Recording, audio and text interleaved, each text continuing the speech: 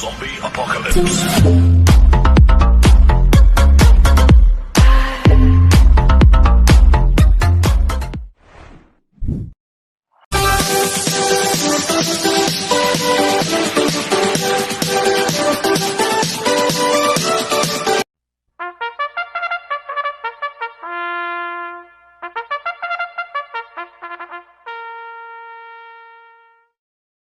Magandang araw po mga bayang karerista. Ngayon po ay araw ng linggo, April 13, 2025, karera po ng Metro Turf, Malbar, Batangas. Meron po tayong 7 karera sa araw na ito. Nandito naman po yung lingkod, Drunken Master Wangbu aka Elo Atubudoy para magbigay ng giya at analysis sa inyo mga bayang karerista. Mga bayang karerista, start po ng karera natin ay 2:30 PM.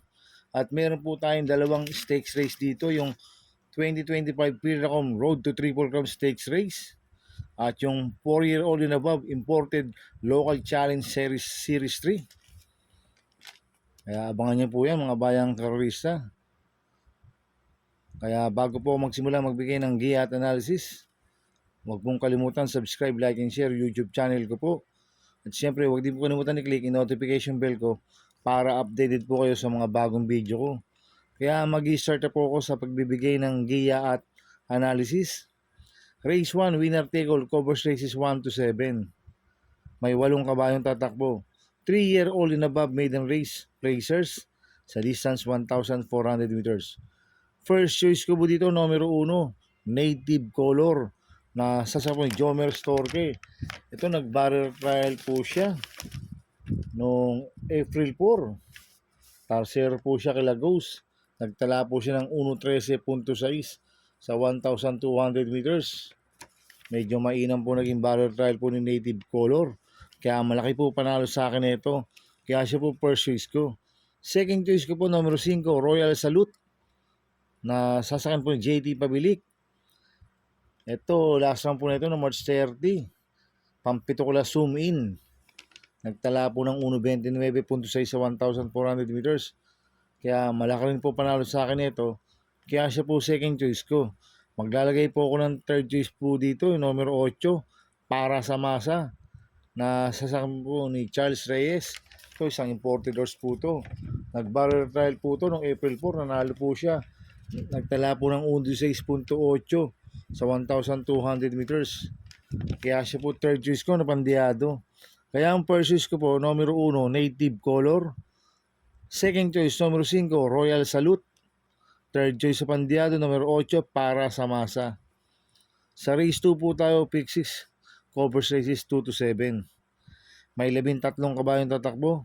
Rating basis same class 5, 6 to 10 sa distance 1,400 meters. First choice ko po dito, numero 12, Captain Bob na sasakyan po ni AR Villegas. Ito, bagong baba po ng rating base system to, si Captain Bob. Last run po nito noong March 30. Pang siyam kila Bohemian, nagtala ng 1.31 medya sa 1.4. Pero meron 1.29.2 po yan sa 1,400 meters si Captain Bob. Kaya malaki po panalo sa akin ito, kaya siya po first choice ko. Second choice ko po, Copulento numero 2, Advocacy, na sasakyan Jomer Storke. 2A, Gaybel, na sasakyan JB Bakikay. Itong si Advocacy, bumaba po rin ng rating base system to. Last run po na ito noong March 2, April 2. Pampito ko la Luke Skywalker. Nagtala ng 1.30.4 sa 1,400 meters. Pero meron 1.29.2 po yan sa 1.4 si Advocacy. At last run po ni Gaybel noong March 29. Tumakbo ko la carry the way. Nagtala ng 1.32 sa 1.4 pero meron 1.28 medya po yan sa 1,400 meters si Gaybel. Kaya itong Copulento numero 2 ito, parehas po malaki panalo na ito. Kaya sila po second choice ko. Kaya ang first choice ko po numero 12, Captain Bob. Second choice, Copulento numero 2, Advocacy. 2A, Gaybel. Sa race 3 po tayo, pick 5, cover races 3 to 7. May 13 kabayong tatakbo. Ito po yung 2025 Piracom Road to Triple Crown Stakes Race. Sa distance 1,600 meters, magandang laban ito mga bayang karerista. Kaya ako, ang first choice ko po dito, Copulento numero 6, El Aleo. Sasakyan po ni Ia Brea 6A La Luna na sasakyan ni Patty Dilema. Ito nag-barrel trial po si El Haleo tsaka si La Luna. Magkalaban ho sila noong March 28. Nagtala sila ng 1.46 media sa milya. Ang kwartos po nila ay 27 media, 26 media, 25 media, 25 media, 1.46 media sa milya po ang barrel trial ng dalawa, si El Aleo at La Luna. Kaya sa akin, itong couple entry number 6 na ito, parehas po malaki panalo nito. Kaya sila po first choice ko. Second choice ko po, number 13, Natasha, na sasakyan JT Pabilik. Ito, nanalo po siya noong February 23 sa PCSO Maiden Stakes Race. Nagtala po ng 1.27.2 sa 1,400 meters. Ang tinalo niya si Parade King at Mastery. Kaya sa akin, may panalo po sa akin to. Kaya siya po second choice ko. Maglalagay po ako ng third choice sa Pandiado. Couple numero 5. Binalot AU. Nasa kanya Mart Alvarez. 5A Parade King. Nasa kanya John Paul Guse. Ito nag-barrel trial po si Binalot AU noong April 2. Nagtala po ng 1.42 media sa milya. Ang kwartos po niya, 26 media, 25 media, 24 media, 26 media, 1.42 media sa milya yung barrel trial ng Benalo Tayu. Medyo mainam. At last time po ni Parade King no March 29.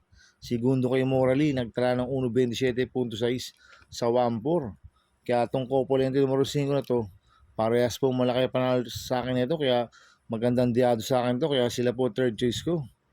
Kaya ang first choice ko po, couple numero 6, El Aleo, 6A La Luna. Second choice, numero 13, Natasha. Third choice na Pandiado, couple numero 5, Benalo Teyu, 5A Parade King. Sa race 4 po tayo, pick 4, cover race 4 to 7. May 4 na kabayong tatakbo. Ito po yung 4-year-old and above, imported local challenge series 3 sa distance 2,000 meters. So, soloin ko na po ito, numero 4, Andiamo A. Prince, na sasakyan JT Sarate. Undefeated pa po itong kabayo na to. Hindi pa po natatalo to, si Andiamo A. Prince. Kaya, so, soloin ko na po yan, numero 4, Andiamo A. Prince. Sa race 5 po tayo. May 8 kabayong tatakbo, rating based same class for 28 to 33, distance 1,400 meters. First choice ko po dito, numero 6, Wild is the Wind, na sasakyan ni AR Villegas. Last run po nito no March 30, pang-apat kila part-time labber. Nagtala po ng 1.28.2 sa 1,400 meters. Pero meron 1.26 media po yan sa 1.4, si Wild is the Wind. Kaya malaki po panalo sa akin ito. Kaya siya po first choice ko. Second choice ko po, numero 4, Attractive Force, na sasakyan ni EA Abrea. Ito, bagong baba po ng rating base system. Last time po nito, March 30, pang-7 kila hole-in-one. Nagtala ng 1.27.8 sa 1,400 meters. Kaya malaki rin po panalo sa akin ito. Kaya siya po second choice ko. Maglalagay po ako ng third choice Pandiado, number 3, Save My Savings, na sasakyan John Alvin Guse. Last time po nito, March 30, pang-7 kila part-time labber. Nagtala ng 1.29.2 sa 1,400 meters. Pero meron 1.28 po yan sa 1.4, si Save My Savings. Tingin ko wala na pong pauunahin to, si Save My Savings. Kaya pag napabayaan nila sa harapan to, pwedeng makatapos ng karera. Kaya sa akin magandang diado yan. Kaya siya po third choice ko na Pandiado. Kaya ang first choice ko po, number 6, Wild is the Wind. Second choice, numero 4, Attractive Force. Third choice Pandiado, number 3, Save My Savings. Sa race 6 po tayo sa penultimate race. May 12 kabayong tatakbo. Rating base system class 511 to 15. Distance 1,400 meters. So, soloin ko na po ito. Numero 2, Sting, na sasakyan ni Kelvin Abobo. Nanalo po noong March 16 yan.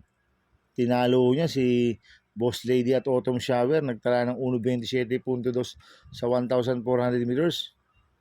Kaya sa akin, patuko yan. Kaya soloin ko na po yan. Numero 2, Sting. Sa race 7 po tayo sa last race.